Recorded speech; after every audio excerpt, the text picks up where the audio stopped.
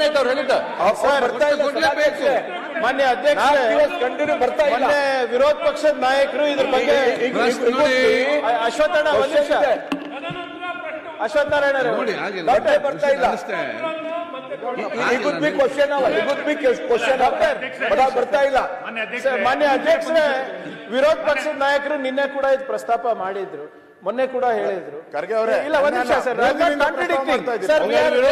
ನಾಯಕರಿಗೆ ಜವಾಬ್ದಾರಿ ನಮ್ದೇ ಇದೆ. ನೀವು ಹೇಳೋದೆಲ್ಲ ಸತ್ಯ. ಇಲ್ಲಿ ನಾನು ನಿಂತ್ಕೊಂಡು ನಾನು ಈಗ ಬಂದಂಗೆ ಮಾತಾಡ್ಲಿಕ್ಕೆ ಆಗೋದಿಲ್ಲ. ಈಗ ನೀವು ಮಂತ್ರಿಗಳ ಸುಳ್ಳು ಹೇಳಿದ ಮಂತ್ರಿಗಳನ್ನು ರಕ್ಷಣೆ ಮಾಡೋದಿಲ್ಲ. ಏನೋ ಒಂದು ಹೆಚ್ಚು ಕಮ್ಮಿ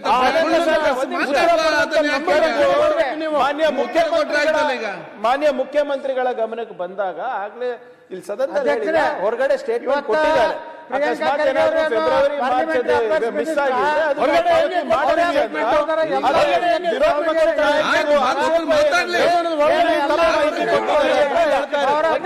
ತಪ್ಪು ಮಾಹಿತಿ ಕೊಟ್ಟಿದ್ದಾರೆ ಅಂತ ಹೇಳ್ತಾರೆ. ಈಗ ಮಾನ್ಯ ಮುಖ್ಯಮಂತ್ರಿಗಳ ಕ್ಲಾರಿಫಿಕೇಶನ್ ಕೊಟ್ಟಾಗ ಅಕಸ್ಮಾತ್ ಏನಾದ್ರು ತಪ್ಪಿದ್ರೆ ಅದನ್ನ ನಾವು ಪಾವತಿ ಮಾಡ್ತೀವಿ ಅಂತ ಹೇಳಿದ್ದಾರೆ. ಸರ್, ನಿಮ್ಮಲ್ಲಿ ವಿನಂತಿ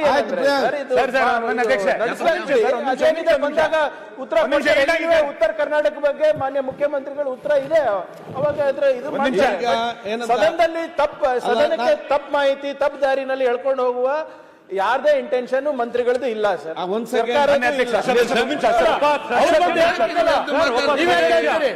ಇಲ್ಲ ಬರುವಾಗ ನಾನು ಹೇಳ್ತಾ ಇದ್ದೀನಿ.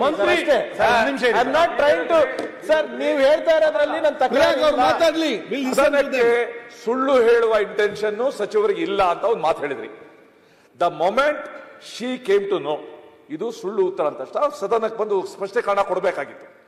ನನಗನ್ಸುತ್ತೆ ಸಭಾಧ್ಯಕ್ಷರೇ, ಗೃಹಲಕ್ಷ್ಮಿ ಹಣನ ಒಟ್ಟಿಗೆ ಎಲೆಕ್ಷನ್ ಹಿಂದಿನ ದಿವಸ ಹೆಂಗಾಗ್ತಾರೆ ಹಾಗೇನೆ ಉತ್ತರನೂ ಕೂಡ ಕೊನೆ ಕೊಡ್ತಾರ. ಗೃಹಲಕ್ಷ್ಮಿ ದುಡ್ಡು ಬರಲ್ಲ, ಇಲ್ಲಿ ಉತ್ತರ ಬರಲ್ಲ, ಹೆಂಗಾಗತ್ತಿದು? ಅದಕ್ಕೋಸ್ಕರ ದಯವಿಟ್ಟು ಸಚಿವರ